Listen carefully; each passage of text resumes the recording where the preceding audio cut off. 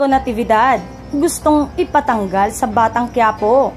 Tunay na alitan nila ni Vice Ganda. Alamin natalakay sa showbiz-oriented vlog na OG Dia Showbiz Update ang issue sa pagitan ni Nico Natividad at Vice Ganda.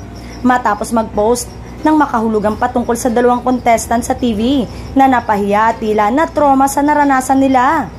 Bagamat walang binanggit o tinukoy ng mga pangalan ng tao at show, nagkakaisa ang mga netizen na pumapatungkol ito sa issue ng pagsita ni Vice Ganda kay Axel Cruz, ang lalaking searchy ng segment ng Especially For You na umano'y nanunggab ng beso ng walang pahintulot sa babaeng searchy na si Christine.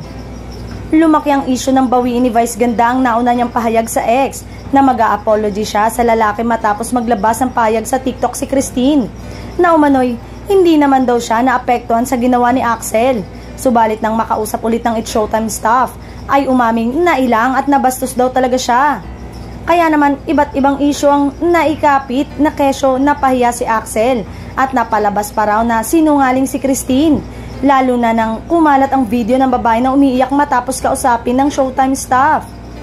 Tila nabaliktad kasi ang mundo at binabash na ngayon si Christine dahil sa pabago-bagong statement niya. Ikinagulat naman ng lahat ang pag-post ni Nico tungkol sa issue, lalo't ang hashtag ay dating all-male group na nagsimula sa Showtime. Ilang minuto lang ay agad na binura ito ni Nico, subalit huli na ang lahat dahil na-screenshot na ito ng mga netizen at kumalat na sa social media. Dahil dito, may mga nagpapalagay raw na baka manganib ang status ni Nico sa ABS-CBN at baka tanggalin siya ng direktor ng FPJ Batang Quiapo na si Coco Martin dahil mag-BFF sila ni Vice Ganda. Sa kasalukuyan ay gumaganap bilang emong si Nico sa naturang serye.